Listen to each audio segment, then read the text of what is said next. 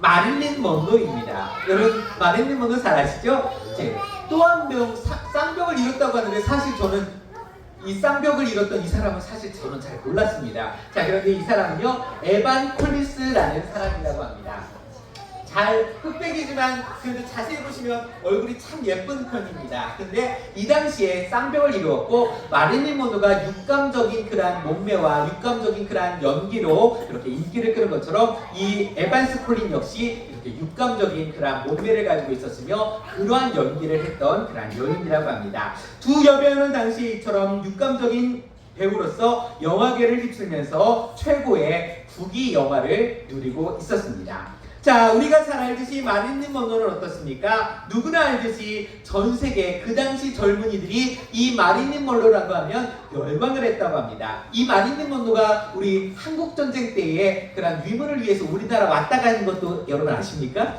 예, 우리나라도 이 마릴린 먼로가 왔다 갔다고 합니다. 그래서 우리나라에 있었던 미군 병사들을 위해서 그런 위문 공연을 왔다 갔다고도 합니다. 자, 그때에도 그냥 난리가 났었다고 하고요. 특별히 우리가 잘 알고 있는 마릴린 먼로에 대한 일화 가운데 하나가 그 존 F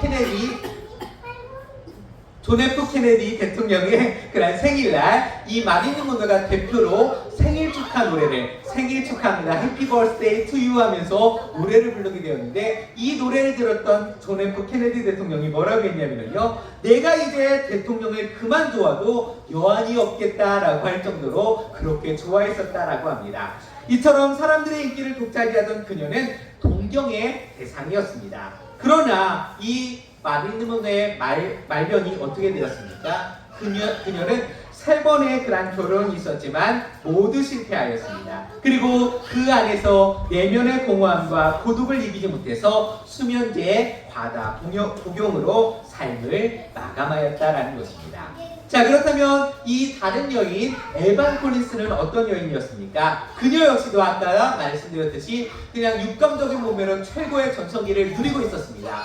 그러던 어느 날 갑자기 자기는 이제 은퇴합니다 라고 기자회견을 열었던 것입니다. 자, 갑자기 이렇게 인기가 많았던 여인이 그만둔다고 하니까, 여배우가 그만둔다고 하니까 기자들이 몰려오게 됩니다. 그래서 다 막 사진을 찍으면서 왜 이렇게 할리우드를 떠나게 됩니까? 라고 묻게 됩니다. 그때에 이 여인이 말하기를, 여러분, 저는 깊은 사랑에 빠졌습니다. 저는 그 깊은 사랑에 빠져서 헤어날 수 없습니다. 그래서 이제 이 할리우드를 떠나게 되었습니다 라고 이야기했던 것입니다. 자, 이 말을 들었던 청중들과 기자들은 도대체 그 사람이 누군가 궁금하기 시작했습니다. 그래서 기자가 묻습니다. 도대체 그 사랑한다는 깊은 사랑에 빠진 남자가 누구입니까? 라고 묻게 되었습니다. 그러자 그녀가 이야기하기를, 제가 그를 선택한 것이 아니라 그분이 나를 선택했습니다. 그분은 바로 예수 그리스도이십니다. 그분은 나를 위해서 십자가에서 죽으셨습니다. 나를 선택하신 그분에게 내가 지고 있는 빚을 갚기 위해서 저는 지금 선교사가 되려고 신학대학에 입학했습니다 라고 이야기했던 것입니다. 그리고 그녀는 진짜 신학대학교에 입학하였고요. 신학대학을 졸업한 후에 선교사와 결혼하게 됩니다. 자, 그래서 이 선교사와 함께 아프리카 선교를 위해서 파송받아 우간다라는 험지 선교지에서 선교활동을 수행하게 되었습니다. 그리고 그곳에서 선교활동을 하다가 7년간 선교를 마치고 안식년이 되어서 잠시 귀국하게 되었을 때에 빌리 그레이엄 목사님과 만나게 되었고, 그 빌리 그레이엄 목사님이 묻게 됩니다. 콜린 에반스, 할리우드의 영광과 명예와 인기를 포기하고 우간다의 선교사로 떠난 것이 후회되지는 않습니까? 라고 묻게 됩니다. 정말 행복하십니까? 라고 묻습니다. 그랬더니 이 여인이 뭐라고 대답했을까요? 후회라니요? 무슨 후회입니까? 이 선교사역은 나에게 과분하기도 하지만 영국 여왕이나 미국 대통령의 자리와도 바꿀 수 없는 귀중하고 보람된 자리입니다. 결코 바꾸지 않을 것입니다 라고 이야기했다라는 것입니다. 여러분, 두 여인의 삶이 어떻게 바뀌었습니까? 한 여인은 아무리 인기를 누렸고 인기를 부과했고 지금도 많은 사람들의 마음속에 있다 하지만 그녀는 그렇게 삶의 공허한 가운데 자살로 생을 마치게 되었고, 다른 여인은 주님을 만난 이후에 그는 선교사로서 하나님의 뜻을 전하는 복된 인생을 살게 되었음을 우리가 함께 보게 됩니다. 여러분, 여러분에게 하나님은 어떠한 분이십니까? 여러분은 하나님을 어떻게 고백하십니까? 우리 지난 시간에 고백하신 것처럼 주님은 여호와는 나의 목자시니 내게 부족함이 없으리로다 고백할 수 있는 성도들이 되시기를 바랍니다. 진정 이 에반 콜리스에게도 여호와께서 자신의 삶의 목자가 되어주셔서 그 삶 가운데 부족함이 없었고 그가 우간다의 선교지에 가서도 결코 부족함이 없이 후회함이 없었던 삶인 것처럼 우리 성도들의 삶 속에서도 우리 하나님을 고백할 때에 부족함 없는 삶을 고백할 수 있는 성도들이 모두 되시기를 바랍니다. 자, 오늘 우리가 함께 우리가 읽은 말씀은 바로 지난 시간에 읽었던 그 말씀과 이어지는 말씀이라고 할 수 있습니다. 오늘 말씀은 바로 부족함 없는 복된 삶에 대한 자세한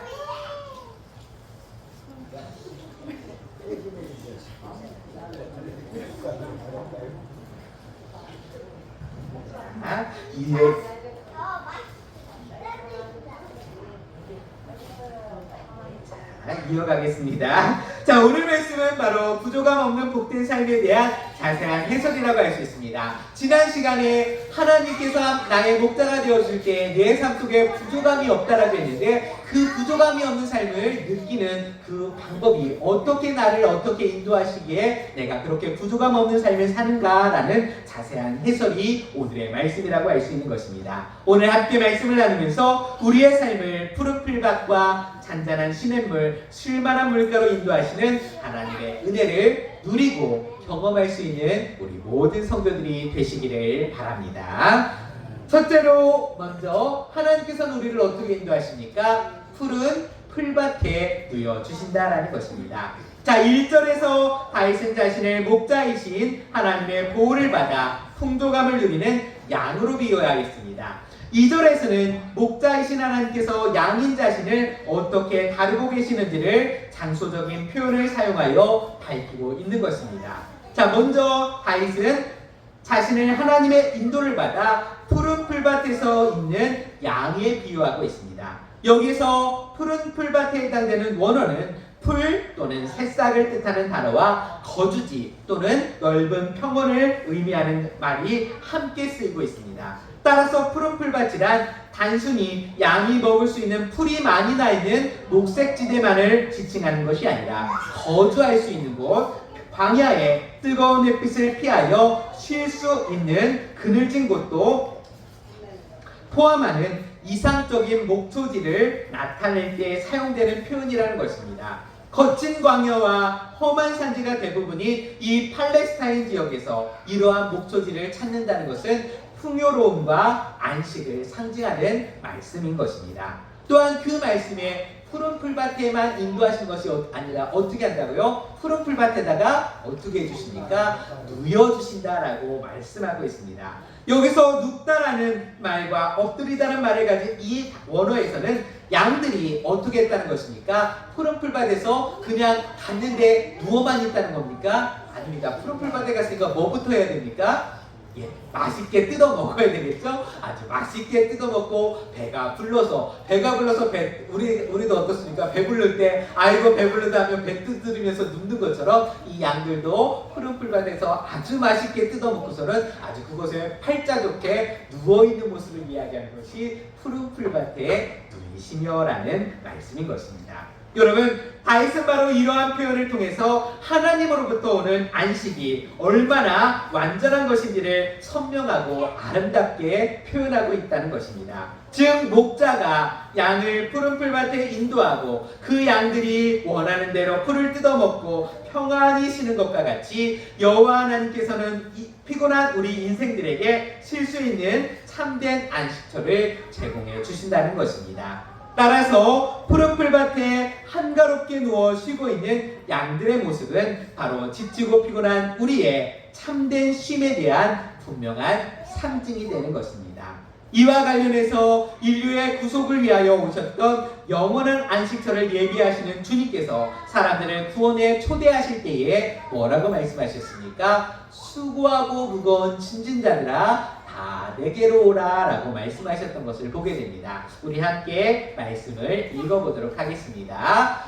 수고하고 무거운 짐진 자들아 다 내게로 오라. 내가 너희를 쉬게 하리라. 아멘. 여러분, 이 말씀을 통해서 하나님의 백성들에게 있어 참된 안식처로 인도하시는 목자가 바로 예수님 자신임을 분명하게 드러내셨다라는 사실인 것입니다.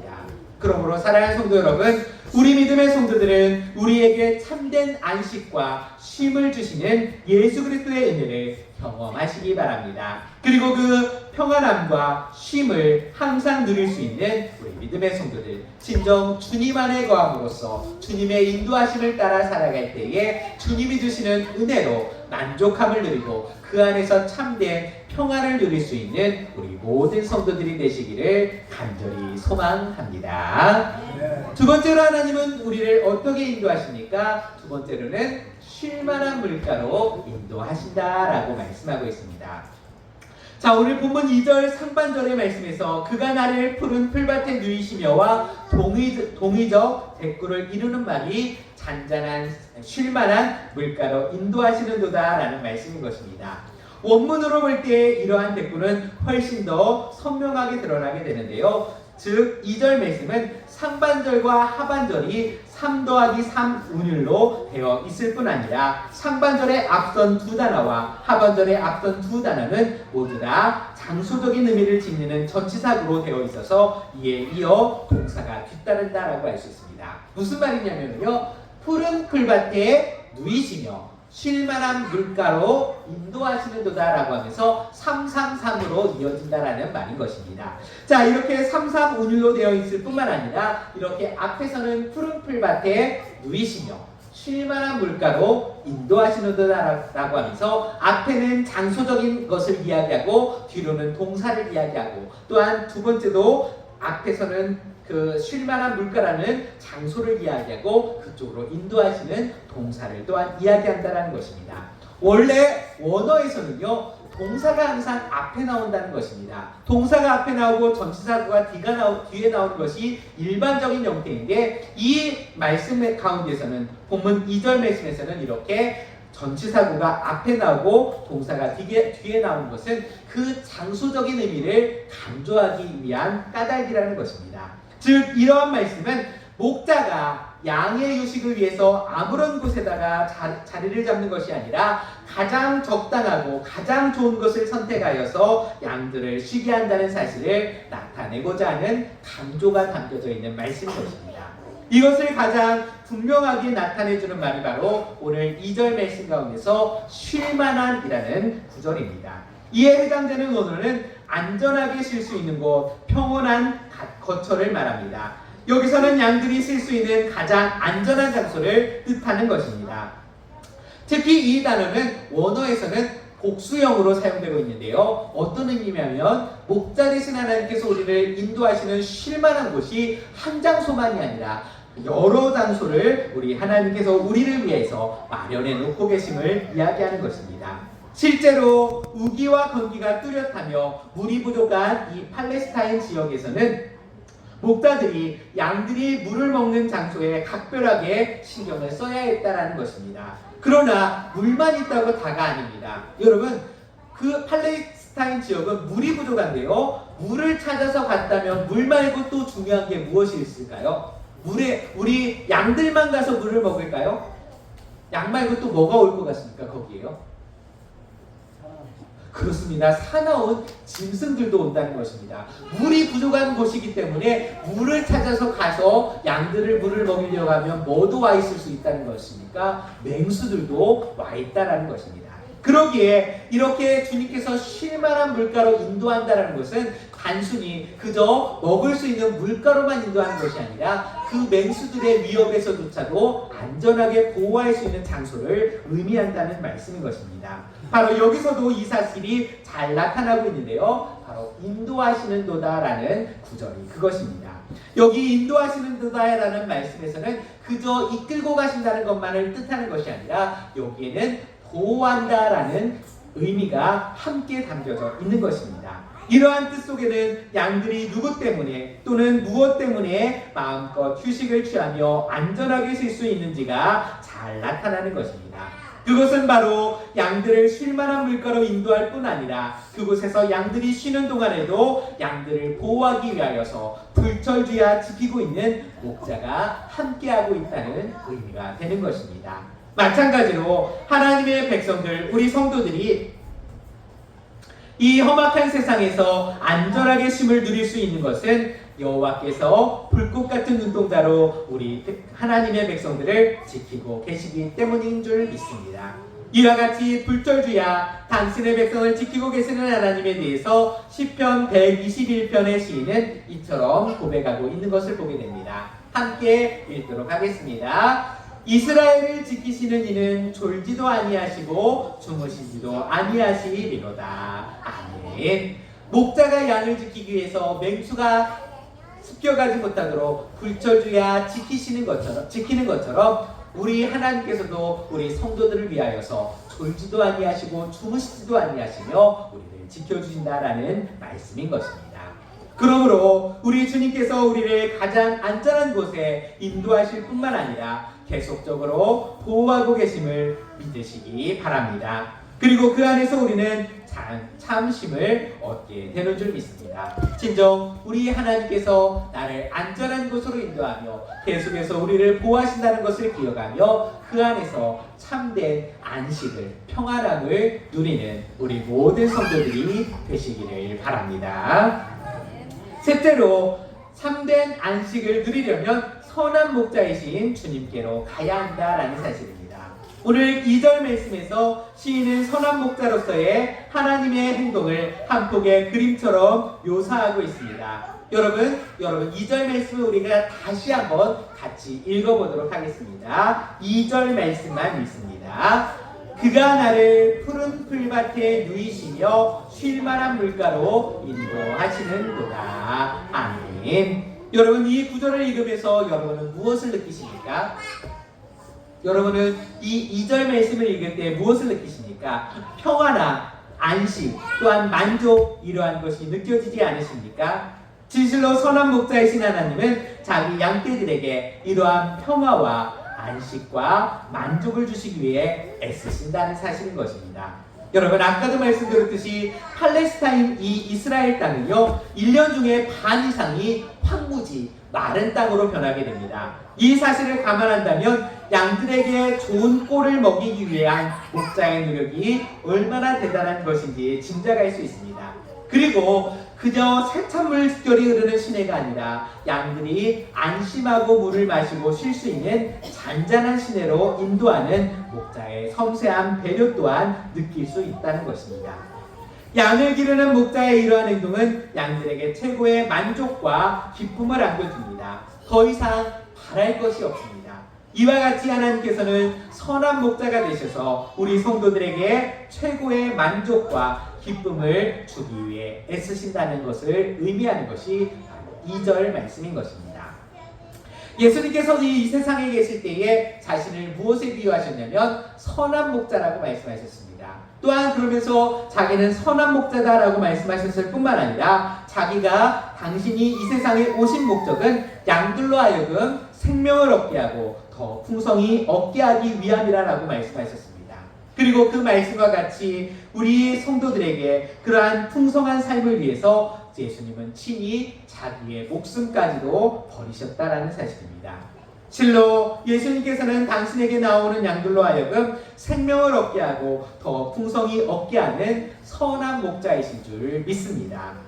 그리하여 누구든지 선한 목자이신 예수님께로 나아가기만 하면 생명을 풍성하게 얻고 만족과 기쁨을 누릴 수 있을 뿐만 아니라 영혼의 안식을 누리게 됩니다. 사람들은 누구나 영혼의 안식, 우리의 마음이 평안하기를 원합니다. 그래서 나름대로 자신의 영혼이 안식할 곳을 찾고 있습니다. 어떤 사람은 돈을 영혼의 안식처로 삼으려고 합니다. 어떤 이는 강한 권력을, 어떤 이는 높은 명예를, 어떤 이들은 세속적인 종교를 영혼의 안식처로 삼으려고 합니다.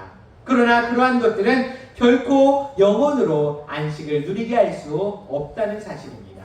그러한 것들은 모두 거짓 목자와 같아서 영혼으로 평안히 쉬게 하지 못하는 것은 물론 궁극적으로는 영혼을 영원한 파멸에 이르게 하는 것입니다.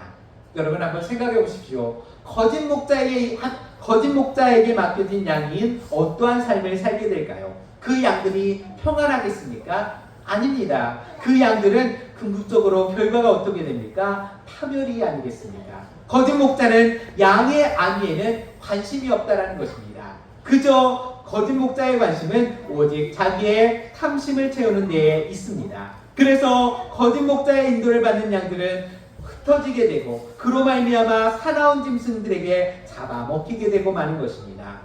이스라엘이 선한 목자이신 하나님 대신에 거짓 목자에게 자기를 의탁하였을 때의 형편을 성경은 이렇게 말하고 있습니다. 함께 말씀을 보겠습니다. 이스라엘은 흩어진 양이라 사자들이 그를 따르도다. 처음에는 아스루 왕이 먹었고 다음에는 바벨론의 느부갓네살 왕이 그의 뼈를 꺾었다. 아멘. 참되신 하나님께 돌아오지 않고 그들이 다른 것을 의지하고 인간적인 방법을 의지할 때에 이 이스라엘은 아수르에게 먹히고 나중에 바벨론에게 먹혀서 망하게 되었던 것을 보게 된다는 것입니다. 그러므로 양과 같은 우리가 영혼의 안식을 누리려면 선한 목자이신 하나님께로 나아가야 하는 줄 믿습니다. 여러분은 오직 선한 목자이신 하나님을 의지하며 그분의 음성을 쫓아 행함으로써 참된 영혼의 안식을 누리며 풍성한 생명을 얻는 모든 성도들이 되시기를 바랍니다. 사랑하는 성도 여러분, 오늘은 시편 23편 2절 말씀을 통해서 나의 선하신 목자 되신 하나님과 함께할 때에 부족함 없는 행복한 삶에 대해서 구체적으로 나누어 보았습니다. 선한 목자 되신 하나님께서 양된 우리 성도들을 인도하실 때에 우리는 항상 푸른 풀밭에 누울 수 있다는 것입니다.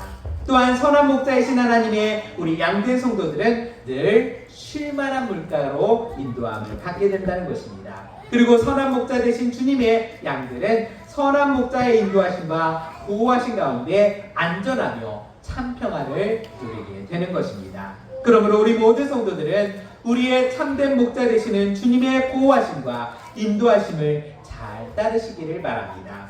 그 인도하심을 따라 곁길로 나아가지 말고 순종하며 주님의 인도하심을 따라 살아갈 때에 푸른 꼴과 맑은 시냇물을 마시며 그 안에서 참된 만족을 계속해서 누리게 될 줄 믿습니다. 진정 이 은혜를 잃지 말고 계속해서 이 은혜를 누릴 수 있는 저와 여러분들이 모두 되시기를 주님의 이름으로 축원드립니다. 기도하겠습니다.